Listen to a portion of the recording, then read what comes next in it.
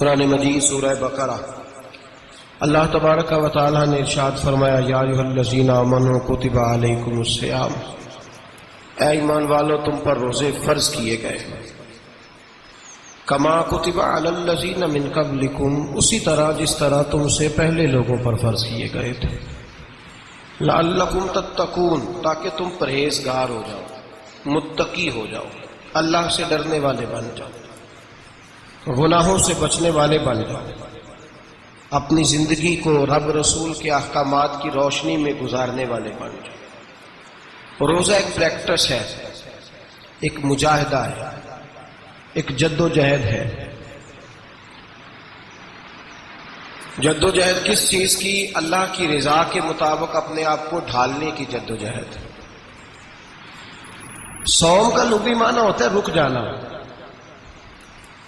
حلال رزق سامنے پڑا ہے، حلال مشروب سامنے پڑا ہے،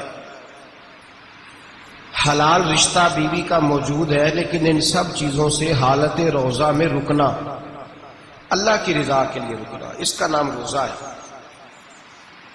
تو صوم کا معنی رکنے کے ہیں، پرہیز کرنے کے ہیں، بچنے کے ہیں۔ ہر چیز موجود ہے لیکن اللہ کا حکم نہیں ہے تو لہٰذا کھا نہیں سکتے۔ تو رب فرماتے جب جائز چیز ہے تو میری مرضی کے بغیر میرے حکم کے نہیں کھا سکتا، تو نے رکنا ہے تو حرام کیسے کھا لیتا ہے؟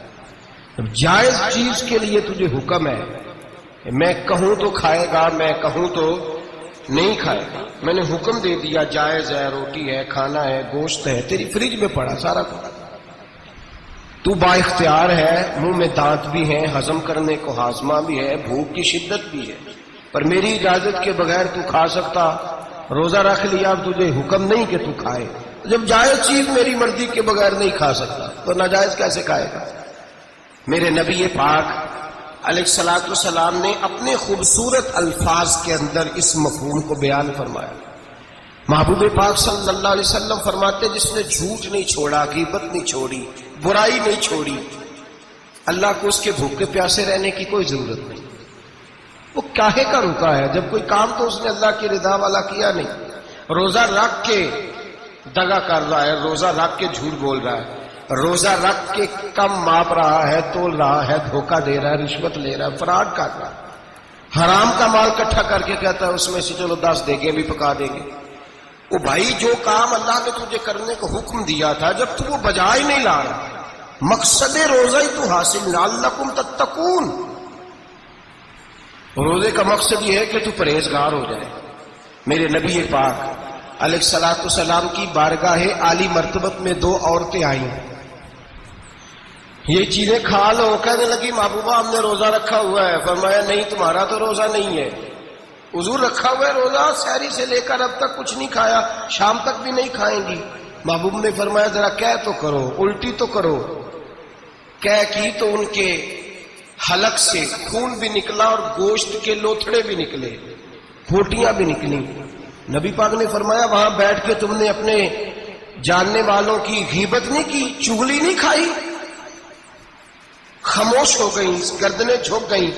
نبی پاک نے فرمایا تم نے قرآن نہیں پڑھا کہ جو اپنے بھائی کی غیبت کرتا ہے وہ مردہ بھائی کا گوشت کھاتا ہے؟ تو گوشت کھا کے بھی تمہارا روزہ رہ گیا۔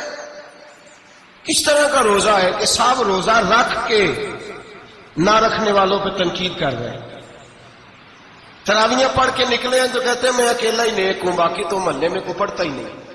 یہ کیسا تیرا روزہ ہے کہ تو روزہ رکھ کے تو اس کے مقصد کو نہیں سمجھا؟ لعلکم تتقون۔